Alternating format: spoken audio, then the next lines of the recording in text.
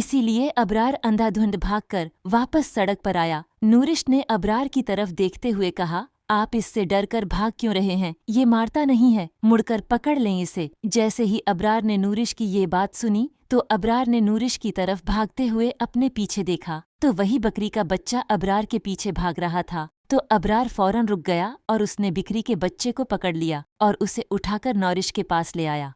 लेकिन अबरार की सांस फूल रही थी तो नूरिश ने अबरार की तरफ देखते हुए कहा, आप इतने घबराए हुए क्यों लग रहे हैं, क्या हुआ? अबरार ने नूरिश की तरफ देखते हुए नमे सर हिलाया और गाड़ी का पीछे वाला दरवाजा खोलकर बकरी के बच्चे को पीछे वाली सेट पर छोड़कर वापस दरवाजा बंद करके आगे नूरिश के पास जाकर बैठ गया। नूरिश ने अबरार के माथे पर हाथ लगाते हुए कहा, अरे आपकी तबीयत तो ठीक है, आपका माथा आग की तरह तप रहा है। अबरार ने एक गहरी सांस लेते हुए कहा, नहीं मैं ठीक हूँ, बस झाड़ियों में मुझे ऐसे लगा जैसे कि मेरे पीछे कोई बड़ी सी चीज भाग रही है, इसलिए मैं घबरा गया था शायद। ये सुनते ही नूरिश हंसने लगी और बोली, आपके पीछे तो ये शरारती ही भाग रहा था, ये ऐसा ही है, अचानक कहीं छुप जाता है और फिर वापस आ जाता है। अबरार ने कहा, वाकई में ये बहुत ही ज्यादा शरारती है, पहले मुझे अपने पीछे पीछे भगाया और फिर मुझे अपने आगे आगे भगाया। इस मस्खरे ने बहुत ही अजीब किस्म का जानवर है। ये कहते हुए अबरार ने पीछे वाली सीट पर देखते हुए कहा, उरे औ शरारती, अब कोई ड्रामा मत करना, चुपचाप सीट पर टिके रहो।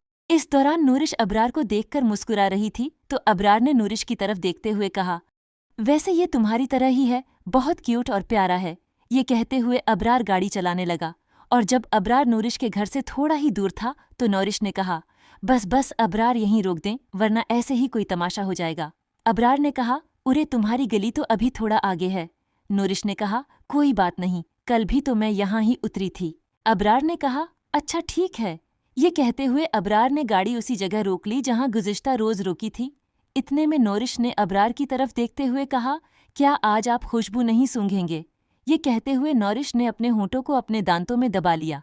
नूरिश को देखते हुए अबरार ने कहा, तुम्हारे हुस्न के जादू ने मुझे तुम्हारी खुशबू सूंघने पर मजबूर कर ही दिया है, तो आज मैं बिना खुशबू सूंघे वापस नहीं जाने वाला। ये कहते हुए अबरार ने नूरिश को अपनी बगल में लेते हुए कहा, पहले मैं तुम्हारी इन होंठों की महक को महसूस करना चाहता हूँ। नूरिश ने कहा, कर लें प्लीज। ये सुनते ही अबरार फिर से अंधाधुंध नूरिश को किस करने लगा। इस दौरान नूरिश पूरी तरह से मदहोश होकर अबरार के सीने से लगने की कोशिश कर रही थी, लेकिन अबरार बार बार उसे के चेहरे और गर्दन पर अपने होंठों से प्यार की मुहर लगा रहा था कि अचानक अबरार की नजर ऊपर लगे आईने में पड़ी तो अबरार की आंखें खुली की खुली रह गईं, क्योंकि उसे गाड़ी के पीछे वाली सीट पर एक खौफनाक औरत बैठी हुई नजर आई, जो कि आईने में अबरार को देखकर अपना गंदा सा खून से सना हुआ मुना खोल रही थी और उसकी शक्ल थोड़ी थोड़ी किसी जानवर की तरह लग रही थी और उसकी आंखें आग की तरह चमकदार थीं। ये सब देखते ही अबरार ने झटके से नूरिश को खुद से दूर करते हुए फौरन पीछे देखा तो सीट पर वही बिक्री का बच्चा बैठा हुआ था, जबकि आईने में अबरार को वो भयानक औरत की शक्ल में दिखाई दे रहा था।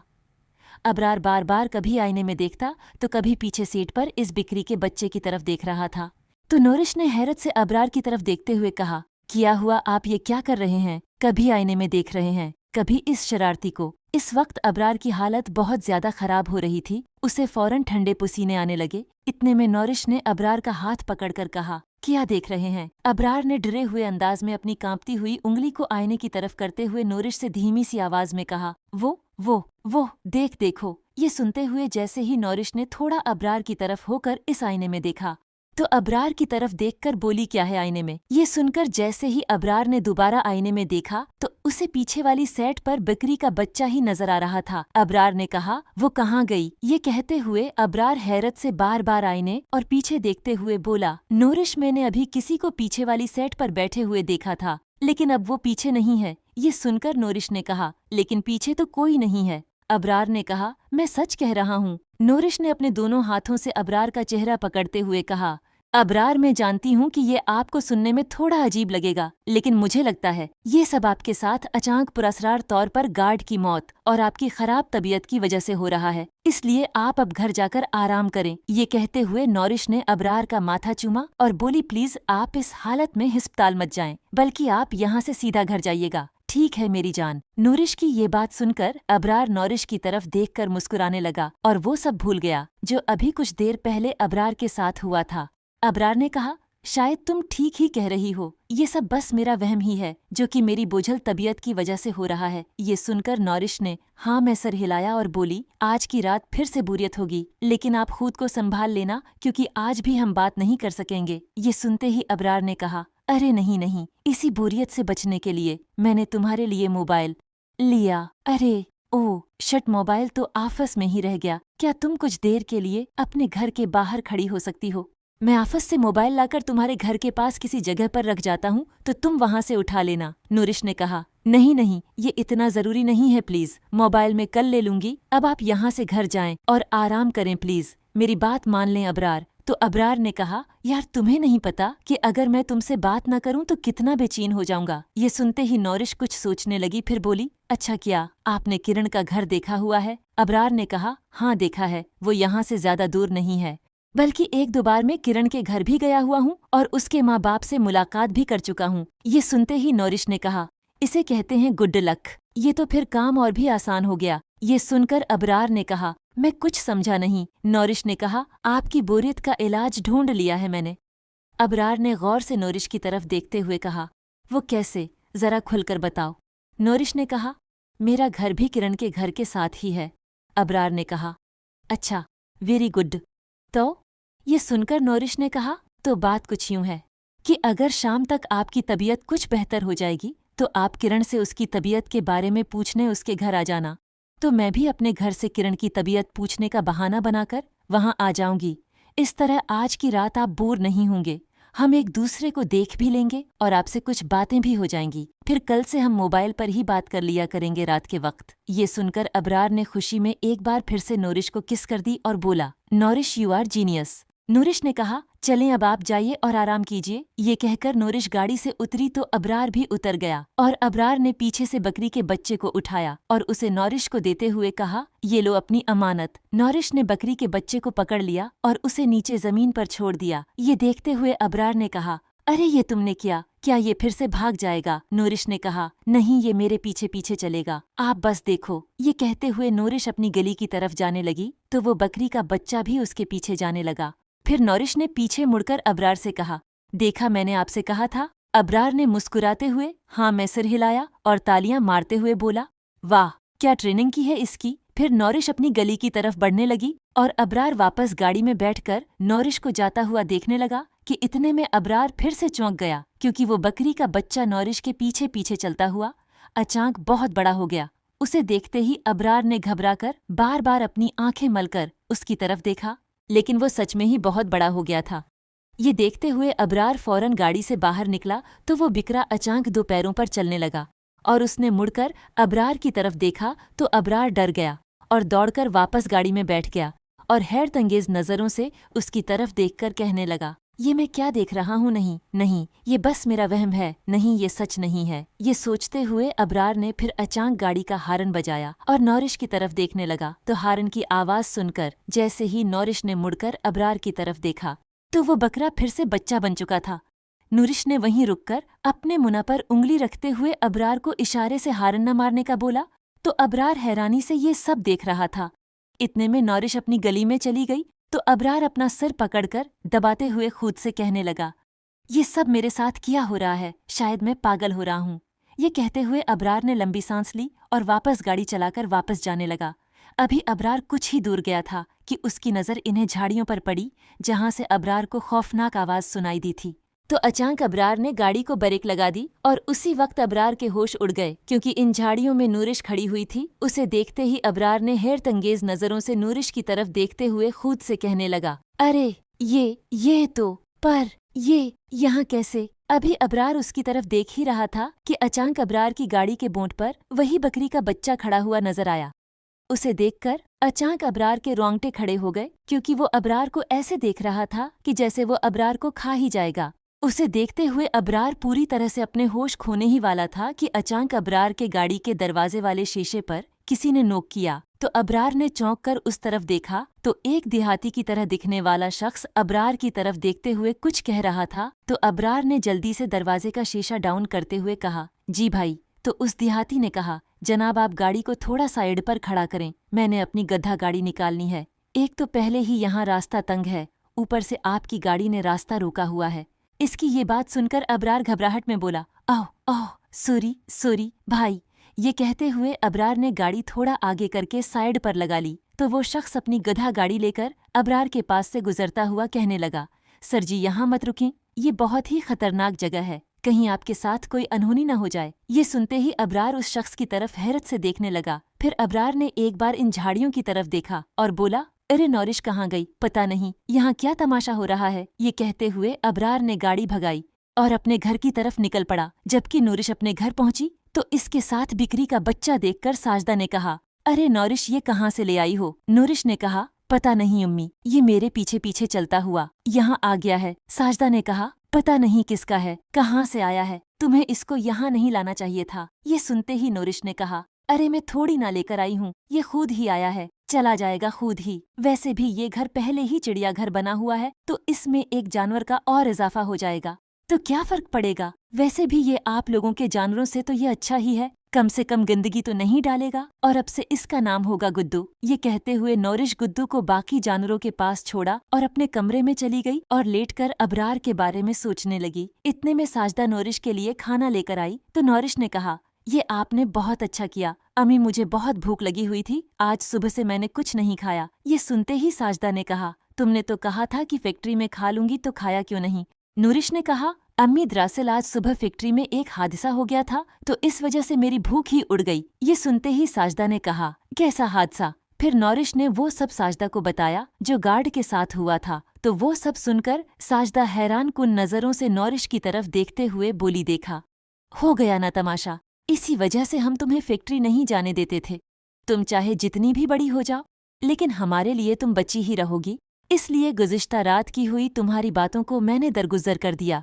क्योंकि जब बच्चे गलती पर हों तो हम बड़ों का फर्ज बनता है कि हम अपनी औलाद को अच्छे बुरे की पहचान और खतरे से दूर रहने का मशूरा दें। लेकिन कुछ बच्चे तुम्हारी तरह ही ज़द्दी होते हैं जो कि अपने बड़ों की बातों को हुआ में उड़ा देते हैं। साजदा की ये बात सुनते ही नौरिश ने कहा, ये क्या, आप फिर से फजूल बातों को लेकर बैठ गई हैं। इस बात को यहीं छोड़ें और मुझे सुकून से खाना खाने दें, बहुत तेज भूख लग रही है। साजदा ने अकता कर कहा, तो तुम्हें किसने कहा था भूखे पेट जाने को, अब खाना खाओ और आराम करो, और जो फैक्ट्री में हुआ इसके बारे में ज्यादा सोचना मत, मुझे तो सुनकर ही डर लग रहा है। ये कहते हुए साजदा वहाँ से चली गई और नूरिश खाना खाने लगी और रात को अबरार से मुलाकात करने के बारे में सोचने लगी और फिर खाना खाने के बाद कुछ देर के लिए सो गई। और जब शाम में नूरिश की आंख खुली तो वो जल्दी से तैयार होने लगी तो उसे तैयार होता देखकर साजदा ने हैरानी से कहा, तुम इस वक्त क्यों तैयार हो रही हो, क्या कहीं जा रही हो। नूरिश ने कहा, हाँ अम्मी, वो मैना किरण के घर जा रही हूँ इसकी तबीयत का पूछने के लिए। वो भी कहती होगी कि नौरिश कितनी खुद गरज है, साथ घर होते हुए भी एक बार भी मेरी तबीयत का पूछने नहीं आई। साजदा ने कहा, तो इस इतना सज धज कर जाने की क्या जरूरत है, साथ वाले घर में ही तो जाना है। नौरिश ने कहा, अम्मी अब मैं भी किरण के जैसे कपड़े पहनती हूँ, इसलिए मैं अपने कपड़े भी इसको दिखाना चाहती हूँ। नूरिश की ये बात पर साजदा ने नमे अपना सर हिलाते हुए कहा, तुम कभी नहीं सुधरोगी। ये कहते हुए साजदा रात के खाने का बंदोबस्त करने चली गई और जब नौरिश अपने सहन में आई तो इसहाक ने उसको देखते हुए कहा, नौरिश बेटी इस वक्त कहाँ जा रही हो। नौरिश ने कहा, नहीं तो, लेकिन आप क्यों पूछ रहे हैं। इसहाक ने कहा, क्योंकि तुम बहुत ज्यादा तैयार होकर फिर रही थी तो मैंने पूछ लिया। नौरिश ने इतराते हुए कहा, उरे किया हो गया है आप सबको क्या, मैं अपनी मेहनत की कमाई से बनाए हुए कपड़े भी नहीं पहन सकती। मैं किरण के घर जा रही थी इसलिए थोड़ा खुद को मेंटेन कर लिया, लेकिन मुझे ये नहीं पता था कि ऐसा करने पर मुझे 100 सवालात के जवाब देने पड़ेंगे, वरना मैं तैयार न होती। इसहाक ने कहा, अरे ऐसी बात नहीं है, वो तो बस ऐसे ही पूछ लिया था मैंने, बाकी तुम जैसे चाहो वैसे कपड़े पहनो, हमें क्यों एतराज होने लगा। अभी इसहाक ये बात कर ही रहा था कि नौरिश ने बिक्री के बच्चे को पकड़ते हुए कहा, अरे ये रस्सी तुम्हें किसने बांध दी। ये कहते हुए नौरिश ने इसके गले से रस्सी निकाल दी और कहने लगी, ओ मेरे शेरो, तुमने अभी तक कुछ खाया भी है कि नहीं। इतने में साजदा ने कहा, सब कुछ दिया है इसे खाने को, लेकिन ये तो घास और पत्तों को मुना ही नहीं लगा रहा है, पता नहीं क्या खाना है। ये तुम्हारे गुड्डों ने बस भाग भाग कर मुर्गियों के पिंजरे में क्यों घुसने की कोशिश में लगा था। मुर्गियां इससे घबरा रही थीं, तो मैंने इसे रस्सी से बांधा था ताकि ये बाकी जानवरों को तंग न करे। ऊपर से अभी तक इसको कोई लेने भी नहीं आया, पता नहीं किसका है। साजदा की ये बात सुनकर इसहाक ने नूरिश की तरफ देखते हुए कहा, अरे हाँ बेटी, ये बकरी का बच्चा तुम्हें कहाँ से मिला है। नूरिश ने कहा, पता नहीं, मैं फैक्ट्री जा रही थी तो तब से ही मेरे पीछे पीछे चलता हुआ पहले फैक्ट्री पहुंच गया। और फिर मेरे साथ घर आ गया है, इसलिए अब से मैंने इसका नाम गुड्डू रख दिया है और अब ये मेरा दोस्त है। इसहाक ने कहा, अच्छा ठीक है, जब तक कोई इसका पूछने नहीं आता तब तक तुम इसको अपने पास रख सकती हो, लेकिन जब कोई आए तो तुम इस गुड्डू को इसके हवाले कर देना। नूरिश ने कहा, ठीक है अब्बू, अब मैं किरण की तरफ जा रही हूँ। ये कहते हुए नौरिश ने गुड्डू को वापस बाकी जानवरों के पास छोड़ दिया और किरण की तरफ चली गई। वहाँ जाकर नौरिश ने किरण का हाल चाल पूछा तो किरण ने कहा, वो अभी पूरी तरह ठीक नहीं है, पीठ में शदीद दर्द रहता है।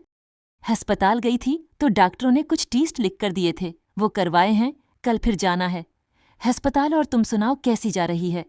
जाब, नूरिश ने कहा, सब ठीक ठाक चल रहा है। अभी नौरिश किरण से ये बात ही कर रही थी कि अचानक किरण के वालिद आए और किरण की तरफ देखते हुए बोले, बेटी अबरार साहब आए हैं तुम्हारी सेहत के बारे पूछने के लिए। ये सुनते ही किरण जल्दी से उठकर टेक लगाकर बैठ गई और अपने वालिद से बोली, अब्बू उन्हें अंदर ले आएं। ये सुनते ही किरण के वालिद अबरार को किरण के पास लेकर आ गए तो अबरार किरण के पास कुर्सी रखकर बैठ गया और उसकी तबीयत के बारे में पूछने लगा। इस दौरान किरण के अब्बू चाय पानी के चक्र में पड़ गए तो अबरार ने नूरिश की तरफ देखते हुए कहा, अरे वाह, मैंने सोचा नहीं था कि आपसे भी मेरी मुलाकात हो जाएगी। ये सुनकर नूरिश मुस्कुराते हुए कहने लगी, सर किरण और हमारे घर में सिर्फ एक दीवार का ही फासला है, इसलिए हम दोनों साथ साथ रहते हैं। ये कहते हुए नौरिश ने अबरार को हल्की सी आंख मारी। फिर कुछ देर बातें करने के बाद अबरार ने किरण को एक लिफाफा देते हुए कहा, ये कुछ पैसे हैं, रख लो, तुम्हारे इलाज के लिए काम आएंगे। किरण ने कहा, इसकी क्या जरूरत थी? अबरार ने कहा, रख लो प्लीज। तो किरण ने वो पैसे रख लिए। फिर अबरार ने, अच्छा अब मैं चलता हूँ, तुम अपना ख्याल रखना। इतने में नौरिश ने कहा, किरण मैं सर को बाहर तक छोड़कर आती हूँ। किरण ने हाँ मैं सर हिलाया और नौरिश अबरार के साथ बाहर आकर खड़ी हो गई। अबरार ने आसपास का जायजा लेते हुए कहा, क्या बात है, इस रात में तुम्हारा चांद सा चेहरा बहुत चमक रहा है। ये सुनते ही नूरिश मुस्कुराते हुए बोली, आप भी बहुत प्यारे लग रहे हैं, दिल चाहता है आपकी बाहों में समा जाऊं, लेकिन डरती हूँ कोई हमें देख न ले। अबरार ने कहा, कोई बात नहीं, बस तुम्हें देख लिया अब रात आराम से कट जाएगी। ये कहते हुए अबरार ने नूरिश को जल्दी से किस किया और गाड़ी में बैठकर चला गया और नूरिश वापस किरण के पास आकर बैठ गई और दोनों बातें करने में मसरूफ हो गए। इतने में नूरिश ने कहा, अच्छा किरण, ये अबरार सर का घर कहाँ है? किरण ने कहा, पता नहीं, लेकिन मैंने जब भी अबरार से पूछा तो वो सीधे से बताते ही नहीं, जबकि मेरी उनके साथ अच्छी फरिंडिश है। ऐसा लगता है कि जैसे वो मुझे बताना ही नहीं चाहते। ये सुनकर नूरिश ने कहा, अरे छोड़ो, नहीं बताते तो न सही हमें कौन सा उनके घर जाना है, बस वो ख्याल करते हैं, हमारे लिए इतना ही काफी है। देखो न वो तुम्हारे इलाज के लिए पैसे भी देकर गए। ये सुनते ही किरण के मुंह से निकल गया, तो इसमें कौन सी बड़ी बात है, मैं बीमार भी तो इन्हीं की वजह से हुई हूँ। किरण की ये बात सुनते ही नूरिश ने हैरतंगेज नजरों से किरण की तरफ देखते हुए कहा, क्या इस बात का क्या मतलब है? किरण ने घबराहट में बात को गोल करते हुए कहा, नहीं नहीं कुछ नहीं, वो ऐसे ही मेरे मुंह से निकल गया था। दरअसल मैं कहना चाहती थी कि मैं उनके साथ घूमते फिरते हुए बार बार तरह तरह की चीजें खाया पया करती थी ना, इस वजह से मेरे पेट में खराबी हो गई है। किरण की ये बात सुनकर नूरिश ने लंबी सांस लेते हुए कहा, ओ तुमने तो मुझे डरा ही दिया था, मैं भी सोच रही थी कि उन्होंने तुम्हें कैसे बीमार कर दिया। किरण ने कहा, छोड़ ये सब बातें, तो ये बता कि घर में अब तो कोई तुझे मना नहीं करता न फैक्ट्री को लेकर? नूरिश ने कहा, नहीं नहीं अब सब ठीक है।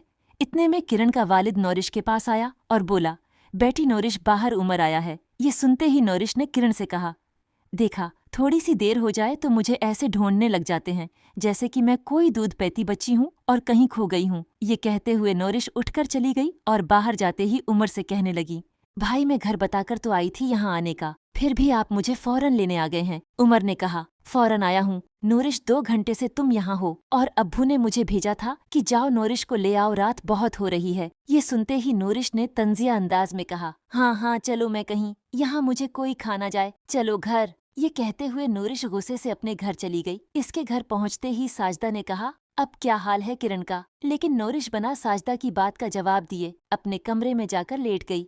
इतने में साजदा नूरिश के पास आई तो नूरिश ने अकता कर कहा, अम्मी प्लीज मुझे बहुत नींद आ रही है, अब कोई बात न लेकर बैठ जाना। साजदा ने कहा, अरे मुझसे नाराज क्यों हो रही हो?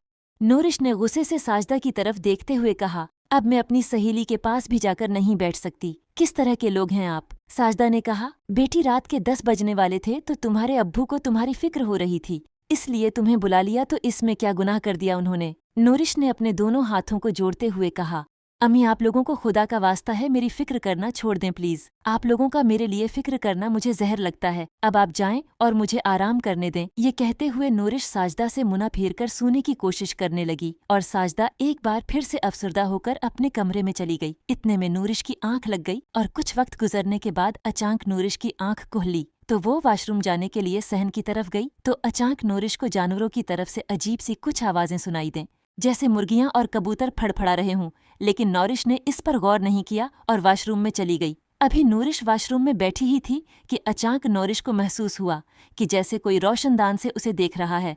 इसी वक्त नूरिश ने रोशनदान की तरफ देखा तो उसे कोई परछाई सी दिखाई दी जो कि जल्दी से पीछे हट गई। उसे देखते ही नूरिश ने कहा, कौन है वहाँ? लेकिन नूरिश को कोई जवाब नहीं मिला।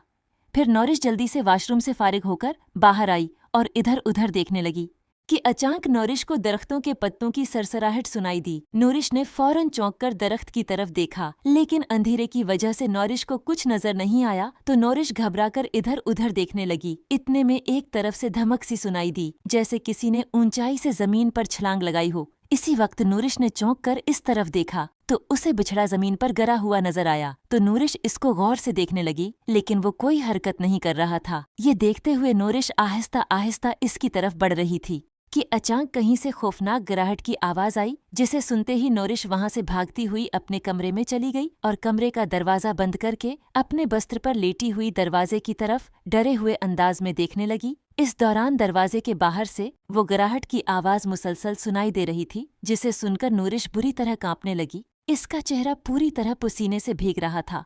नूरिश ने जल्दी से खुद को चादर में छुपा लिया और अपने चेहरे से थोड़ी सी चादर हटाकर दरवाजे की तरफ देखती रही। अभी कुछ ही देर गुजरी थी कि गिराहट की आवाज थम गई, लेकिन नूरिश फिर भी चादर में छुपी रही और उस रात नूरिश ठीक से सो नहीं पाई, क्योंकि उसे बार बार यही महसूस हो रहा था कि शायद अब भी कोई इसके कमरे के दरवाजे के बाहर ही है। और काफी देर जागने के बाद अचानक नूरिश को नींद आ गई और जैसे ही सुबह नूरिश की आंख खुली तो उसे घर के सहन से साजदा इसहाक और अपने भाइयों की आवाजें सुनाई दें, जिन्हें सुनते ही नूरिश ने जल्दी से उठकर दरवाजा खोला और बाहर सहन में गई। तो नूरिश के होश ही उड़ गए, क्योंकि सहन में बहुत से जानवरों के आलाइश पड़े हुए थे और घर के सब लोग हैरत से ये सब कुछ देख रहे थे। उनमें मुर्गियां, कबूतर और बछड़े का आधा खाया हुआ जिस्म पड़ा हुआ था और साजदा अपना सिर पकड़कर पास बैठी हुई थी। ये सब देखते ही नूरिश ने हैरत से साजदा की तरफ देखते हुए कहा, अम्मी ये सब कैसे हो गया? साजदा ने अफसरदा होकर नूरिश की तरफ देखा और बोली, लो छूट गई तुम्हारी जान। इन जानवरों से तुम ही कहती थीं ना कि पता नहीं कब ये जानवर यहाँ से दफा होंगे। तो देखो ये सब यहाँ से चले गए, अब कोई जानवर तुम्हें परेशान नहीं करेगा। ये कहते हुए साजदा की आंखों से आंसू जारी थे। इतने में इसहाक नूरिश के पास आकर बोला, बेटी अपनी इम्मी की बातों का बुरा मत मानना, ये अभी सदमे में बैठी हुई है इसलिए ऐसा बोल रही है। तुम्हें तो पता है ये सब जानवरों से बहुत प्यार करती थी, खासकर इस बिछड़े से, लेकिन देखो ये क्या हो गया। नूरिश ने इसहाक की तरफ देखते हुए कहा, पर अब्बू ये सब हुआ कैसे? इतने में नूरिश के भाई अदेल ने कहा, पता नहीं कैसे हुआ, वो तो मैं सुबह उठकर वॉशरूम जाने के लिए कमरे से बाहर आया तो ये सब कुछ देखकर मैं हैरान रह गया। फिर मैंने उसी वक्त सबको जगाया, तुम्हें भी जगाने गया था, लेकिन तुम्हारे कमरे का दरवाजा अंदर से बंद था। अम्मी ने भी बहुत बार दस्तक दी, लेकिन शायद तुम गहरी नींद में थी। नूरिश ने कहा, जी भाई, दरअसल गुज़िश्ता रात जब मैं वॉशरूम जाने के लिए उठी थी तो मेरे साथ बहुत अजीब सा वाक़या हुआ था। ये सुनते ही सब लोग नूरिश की तरफ हैरत अंगेज नजरों से देखने लगे। इतने में अदील ने कहा, कैसा वाक़या? फिर नूरिश ने वो सब बताया जो गुज़श्ता रात नूरिश के साथ हुआ। तो घर के सभी लोग हैरत से एक दूसरे की तरफ देखने लगे। इतने में इसहाक ने कहा, बेटी तुम्हारे साथ इतना कुछ हो रहा था तो तुमने हमें रात को क्यों नहीं बताया?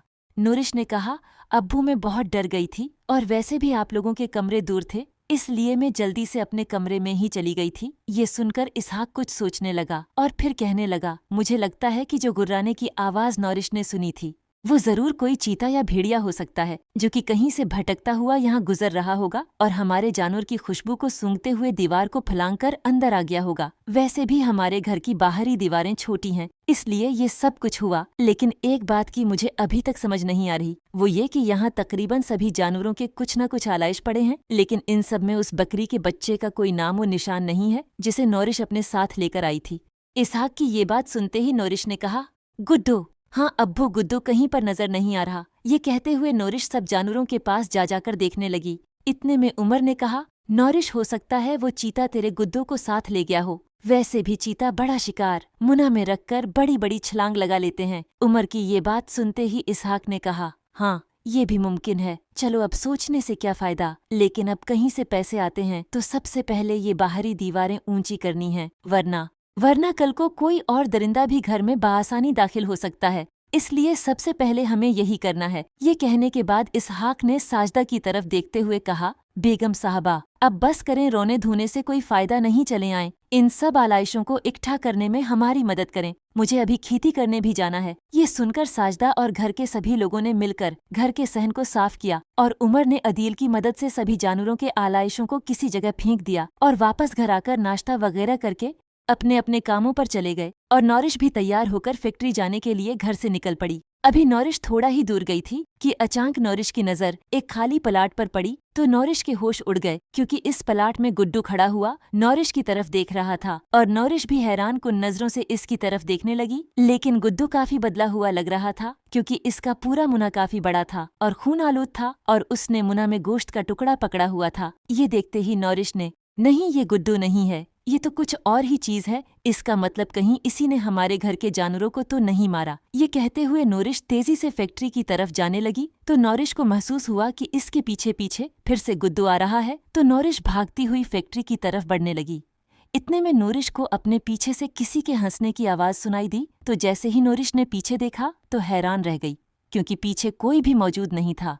नौरिश हैरानी से इधर उधर देख रही थी कि अचानक नौरिश को एक लड़का नजर आया जो कि बाइक पर सवार नौरिश की तरफ आ रहा था। और जैसे ही वो लड़का नौरिश के करीब पहुंचा तो इस लड़के ने नौरिश को सलाम करते हुए कहा, मैडम फैक्ट्री जा रही हैं ना? नौरिश ने कहा, जी भाई, पर आप कौन हैं? इस लड़के ने कहा, मैडम मैं भी वहीं काम करता हूँ, शायद आपने मुझे पहचाना नहीं है, मैं बाकिस की कटिंग करता हूँ और आमिर भाई का कजन भी हूँ जो अबरार साहब के नायब कासिद हैं। नौरिश ने कहा, जी मुझे याद आया, आप गोदाम में होते हैं। इस लड़के ने कहा, जी मैडम, अब आपने पहचान लिया तो अगर आपको बुरा न लगे तो आप मेरी बाइक पर बैठ जाएं, मैं आपको फैक्ट्री तक ले जाता हूँ। ये सुनकर नौरिश ने कहा, जी आपका बहुत शुक्रिया भाई। ये कहते हुए नौरिश बाइक पर बैठ गई और इस लड़के के साथ फैक्ट्री चली गई। फिर फैक्ट्री पहुंचने पर नौरिश ने इस लड़के का शुक्रिया अदा किया और अबरार के पास चली गई। अबरार ने नौरिश को देखते ही गले से लगा लिया और बोला, आज फिर तुम देर से आई हो, क्या हुआ? सब ठीक तो है? नौरिश ने कहा, जी सब ठीक है, लेकिन आज तो मैं सिर्फ आधा घंटा ही देर से पहुंची हूँ, लेकिन आप तो ऐसे कह रहे हैं जैसे आप कई घंटों से मेरा इंतजार कर रहे थे। अबरार ने कहा, नौरिश अब तो तुम्हारे बगैर एक पल भी मुझे 1 घंटा लगने लगा है, बस दिल चाहता है तुम हर पल मेरे सामने रहो और मैं तुमसे अपने दिल की बातें करता रहूं। नौरिश ने कहा,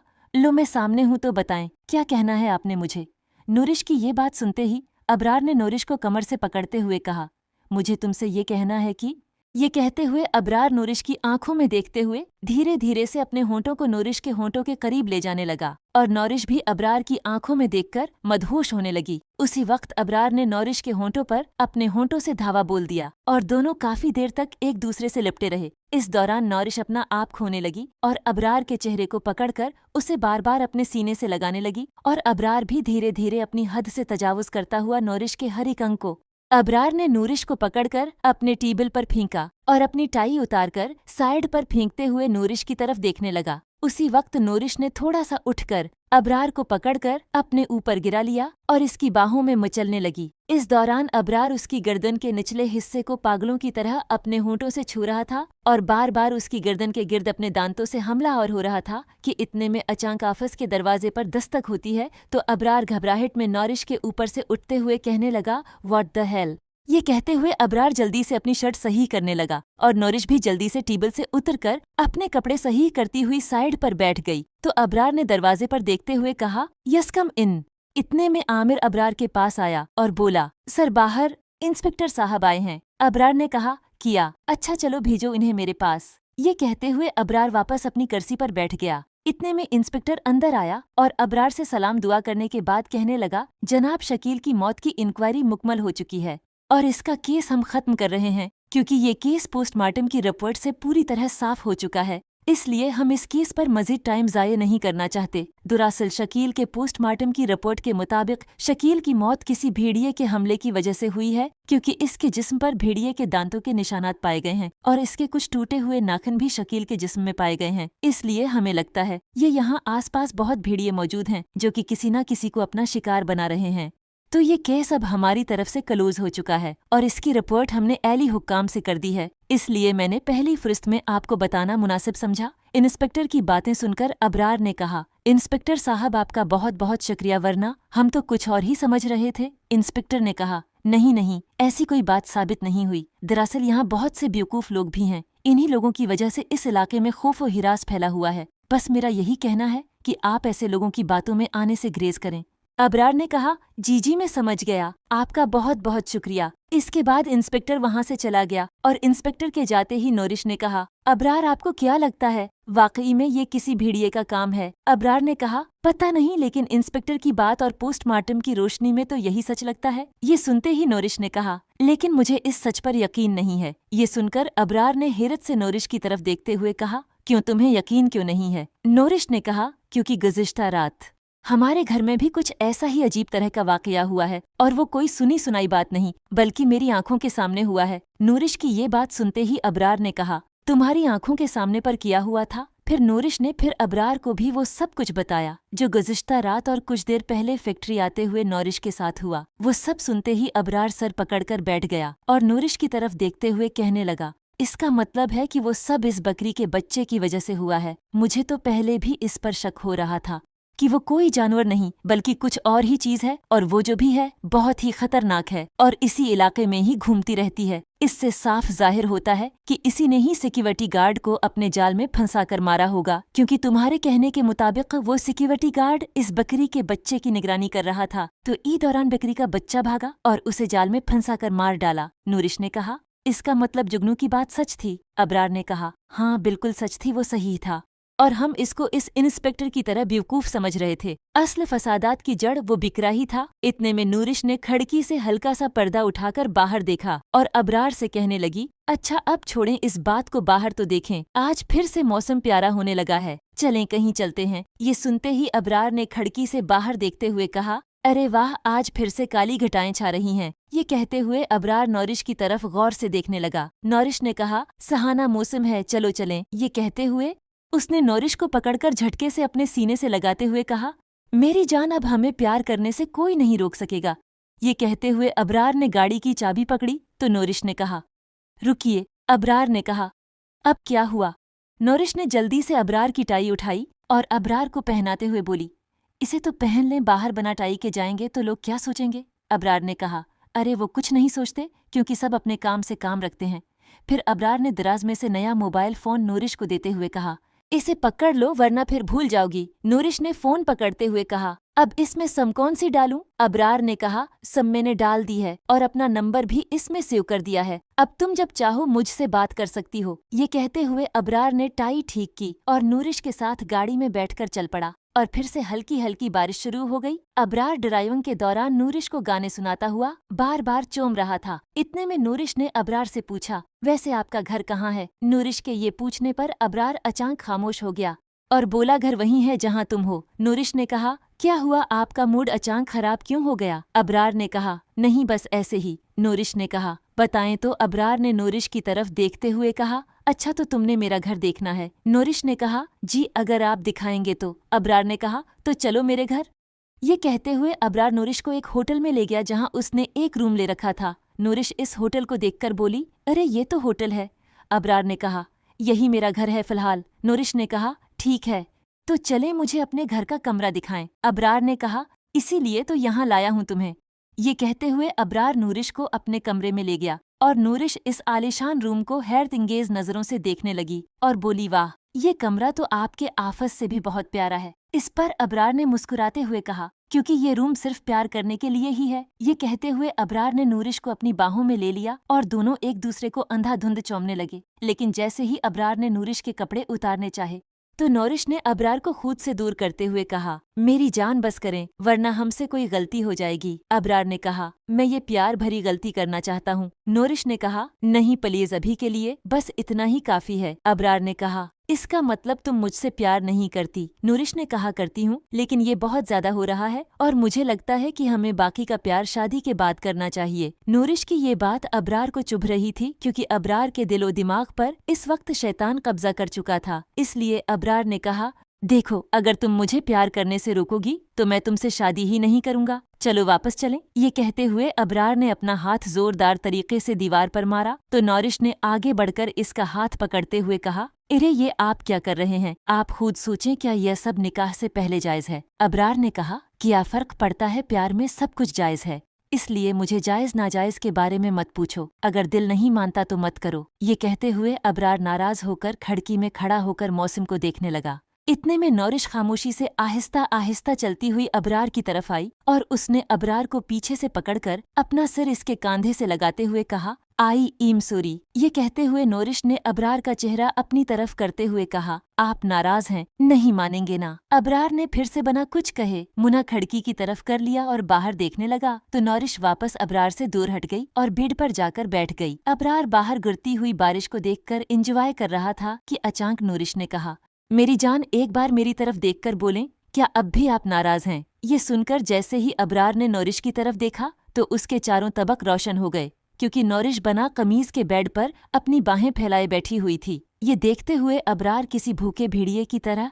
इस पर टूट पड़ा और उसने भेड़िए की तरह इसके पूरे जिस्म को नोच डाला और वो सब कुछ कर लिया जो कि दोनों को नहीं करना चाहिए था। इस दिन दोनों प्यार नामी हवस में अपना सब कुछ बर्बाद कर बैठे और सब कुछ हो जाने के बाद नौरिश अबरार के सीने पे सिर रखकर लेटी हुई थी तो उसने अबरार से कहा, अबरार, मैं नहीं जानती ये मैंने सही किया या गलत, लेकिन ये सब मैंने तुम्हारी खुशी के लिए किया है, क्योंकि मैं तुमसे बेहद प्यार करती हूँ और मैंने तुम्हें अपना शौहर समझकर ही तुम्हें अपने करीब आने दिया है। तो क्या तुम भी मेरी खुशी के लिए कुछ कर सकते हो? नौरिश की ये बात सुनकर अबरार ने इसकी आंखों में देखते हुए कहा, बोलो, तुम्हारी खुशी के लिए मुझे क्या करना होगा? नौरिश ने कहा, बस तुम मुझसे निकाह कर लो। ये सुनते ही अबरार ने कहा, अरे इतनी सी बात तो ठीक है, कुछ दिनों में हम शादी कर लेंगे। अभी मैं ये नहीं कर सकता क्योंकि अभी मेरे कुछ फैमिली मसाइल हल तलब हैं, लेकिन हम शादी जरूर करेंगे, ये मेरा वादा है तुमसे। अब खुश हो? नौरिश ने फिर से इसके सीने पर सिर रखते हुए हाँ में सिर हिला दिया। इस दिन दोनों ने बहुत बार प्यार के नाम से गुनाह किया और फिर अबरार ने नौरिश को आपस में छोड़ दिया और काफी दिनों तक ये सब ऐसे ही चलता रहा। अबरार का जब दिल करता जहाँ करता वो नौरिश को इस्तेमाल करता और नौरिश अबरार के झूठे वादे पर यकीन करके इसका साथ निभाती रही। फिर एक दिन नौरिश फैक्ट्री से घर वापस आ रही थी कि उसे किरण के दरवाजे पर एम्बुलेंस खड़ी हुई नजर आई तो नौरिश तेजी से एम्बुलेंस की तरफ बढ़ी तो उसने देखा कि किरण के वालिद और वालदा किरण को एम्बुलेंस में डाल रहे थे और साजदा उनके पास खड़ी होकर उन्हें देख रही थी। ये देखते हुए नौरिश ने किरण के अब्बू से पूछा, अंकल, किया हुआ किरण को? उन्होंने कहा, पत्ता नहीं बैठी। अचानक किरण की तबीयत और ज्यादा खराब हो गई है। नौरिश के अब्बू ने कहा, समझ नहीं आ रहा कि अचानक इसे क्या हो गया, जबकि इसकी तबीयत तो काफी बेहतर हो गई थी। अगला पार्ट इंशाअल्लाह कल अपलोड कर दिया जाएगा। अगर आज की एपिसोड आपको अच्छी लगी तो वीडियो को लाइक करें, दोस्तों के साथ शेयर करें और हमारे चैनल को सब्सक्राइब करें। शुक्रिया।